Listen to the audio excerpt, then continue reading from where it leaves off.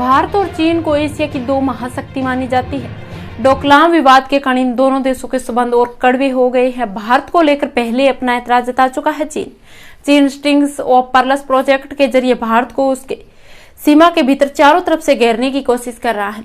जब सवाल यह उठता है कि आखिर इन दोनों देशों में ज्यादा शक्तिशाली कौन है, तो हथियारों को लेकर चर्चा और तुलना होने लगती है। इसी माहौल में स्वीडन के think tank Stockholm International Peace Institute यानी सिप्री के रिपोर्ट के मुताबिक 2020 की शुरुआत में भारत के पास 150 परमाणु हथियार थे। इसी रिपोर्ट के मुताबिक जनवरी 2020 में चीन के पास 320 परमाणु हथियार थे। एक वर्ष पहले यानी 2019 की शुरुआत में भारत के पास परमाणु हथियारों की संख्या 130 से 140 तक बताई जा रही है। वही 2019 में चीन के पास 290 परमाणु हथियार थे।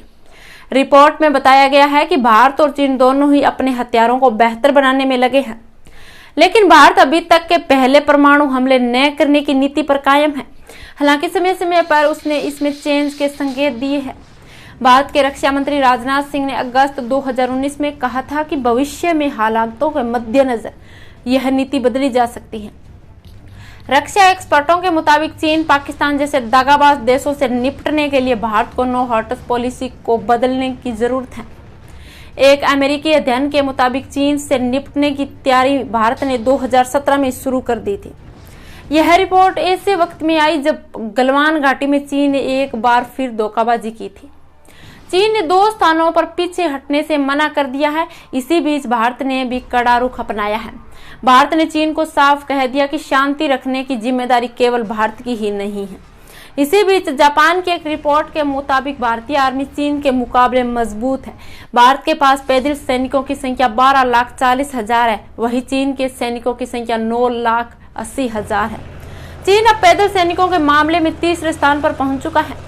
जापान के रक्षा मंत्रालय की रिपोर्ट के मुताबिक दूसरे नंबर पर उत्तर कोरिया तानाशाही किम जोंग की सेना है।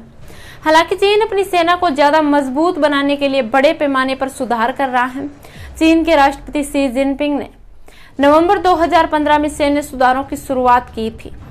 चीन की थल सेना के लिए थिएटर कमांडर ढांचा लागू किया गया है, जिसके तहत चीन ने 3 लाख सैनिकों की कमी की है। चीन ने अपनी सेना को 5 थिएटरों में बांट दिया है। साथ ही rocket, forest, strategic sports, logic sports force का भी गठन किया गया है। इसी पूरी कवायदत का मकसद 21वीं सदी में चीन की सेना को दुनिया की सबसे ताकतवर बनाने का है। रिपोर्ट में कहा गया है कि चीन बहुत तेजी से अपनी थल सेना की संख्या और गुणवत्ता के लिहाज से बेहतर बनने में लगा है। इसी समय चीन का पूरा जोर परमाणु हथियार, मिसाइल, नेवी, एयर फोर्स पर है। माना जा रहा है कि इसी वजह से उसने सैनिकों की संख्या में कटौती की है। चीन अब स्पेस, साइबर और लेजर हथियारों पर ज्यादा जोर दे रहा है। वही भारत अपनी सैन्य ताकत में इजाफा करने के लिए अमेरिका से लेकर रूस तक हथियारों की खरीद कर रहा है। जापान की रिपोर्ट में कहा गया है कि 1 अरब 3 लाख की आबादी वाले भारत का दक्षिणी एशिया में काफी प्रभाव है। हिंद महासागर के मध्य होने के कारण भारत की राजनीतिक स्थिति बेहद महत्वपूर्ण है। भारत एशिया और प्रशांत महासागर को जोड़ने वाले व्यापारिक मार्ग को जोड़ता है। भारत ने इस क्षेत्र में अपनी स्थिति मजबूत कर ली है। इसी समय पूरी दुनिया भारत को उम्मीद भरी नजरों से देख रही है। रिपोर्ट के मुताबिक भारत चीन से लगी सीमाओं के सीमांकन नहीं हुआ है और चीन और भारत की वायु सेना की तुलना की जाए तो इंडियन एयर फोर्स में करीब 1,40,000 सैनिक है। भारत के पास 1700 एयरक्राफ्ट है। इसके अलावा 900 कॉम्बैट एयरक्राफ्ट है। भारत के पास 10 C-17 ग्लोब मास्टर एयरक्राफ्ट है, जो एक बार में 4200 से 9000 किलोमीटर की दूरी तक 40 से 70 टन पोलैंड ले जाने में सक्षम है। वही चीन की पीपुल्स लिबरेशन आर्मी यानी PLA दुनिया की दूसरी बड़ी वायु सेना है। चीन की एयर फोर्स में करीब 3,30,000 सैनिक है। इसके पास 2800 मेन स्ट्रीट एयरक्राफ्ट हैं, वही 1900 कॉम्बैट एयरक्राफ्ट हैं। चीन एयर फोर्स में 192 आधुनिक लॉन्चर बनाए हैं। चीन के पास जमीन से हवा में मार करने वाले S-300 मिसाइल हैं। नौसेना के मामले में चीन के पास 1 एयरक्राफ्ट, 48 विमान वाहक युद्धपोत, 51 लड़ाकू युद्धपोत, 35 विध्वंस युद्धपोत, 35 छोटे जंगी जहाज, 68 पनडुब्बियां, 220 गश्त युद्धपोत और 714 समुद्री बेड़े हैं।